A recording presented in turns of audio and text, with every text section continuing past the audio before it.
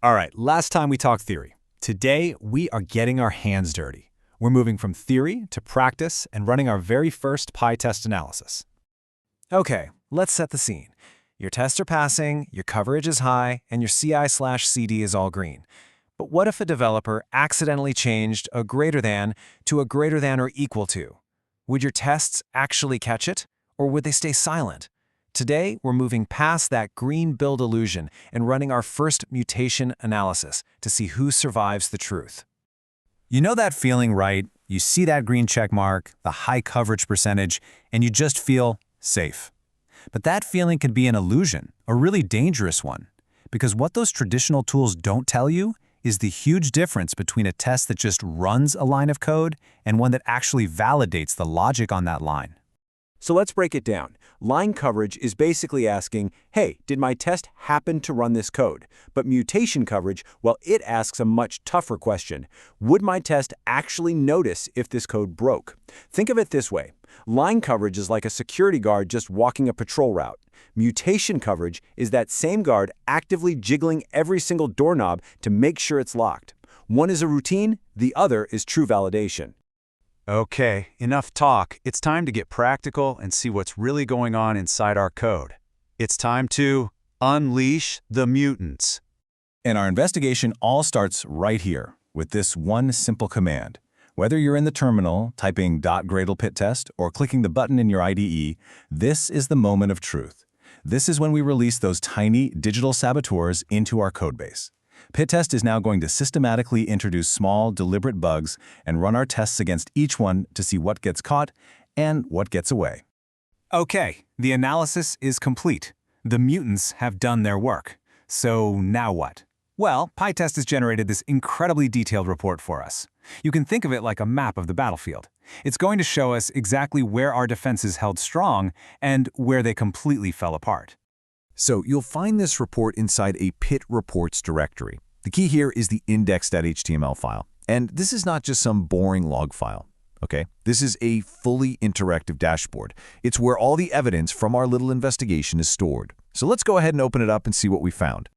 All right, here we are, the dashboard. This is our 30,000-foot view, our first look at the real health of our test suite. And trust me, this is usually where the first surprises start to pop up. And there it is, our first major clue. Look at this. Our line coverage is sitting at 46%. I mean, it's not great, but you might look at that and think, nah, it's okay.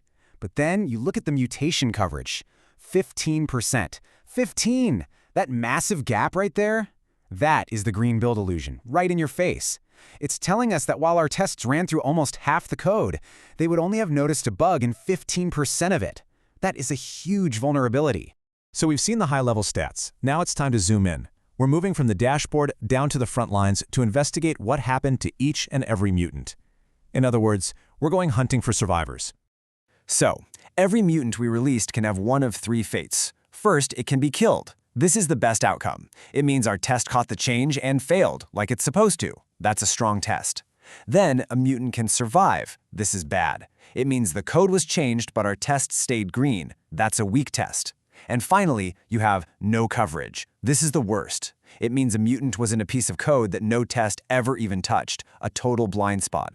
Let's start with some good news. A victory. See this green highlight? This means a mutant was killed. PITest went into our getEmployeeById method, it messed with the logic, and bam, our test immediately saw it, failed, and took that mutant out. This is exactly what we want to see. It proves our test for this specific method is robust. And now, look at this. The red highlight in our addEmployee method. This is our villain. This is a survived mutant. PITest altered the logic here, and our test suite didn't even blink. It just kept on passing. In a standard coverage report, this line would look totally safe because it was covered, but PITest exposes it for what it is, a major liability. Our test calls the method, but it lacks the right assertions to actually verify that it works correctly. And finally, we have this, the darkest red. This isn't a weak test, it's no test at all. The status is no coverage. This part of our code, the getAllEmployee method, is a complete blind spot. PITest could do anything to this code, and we would be totally oblivious because not a single test even runs this method. This is where our application is most vulnerable. Okay, So we found the weaknesses. The report has done its job. So now what? How do we turn these insights into a stronger, more resilient codebase? Let's move from the report to action. Look, the goal here is not to chase a perfect 100% score. Be strategic. For that survived mutant, the fix is to add a stronger assertion. For that no coverage method, well, you've got to write a new test from scratch. Focus on your core business logic and service layers first, and use these reports as a coaching tool. Run them in your nightly builds, and let the team learn from them before you ever make it a hard blocker in your pipeline. By looking just beneath the surface of that simple coverage number, we've uncovered critical gaps that a standard test run would have missed entirely. Which leaves us with one crucial question to take back to our own projects.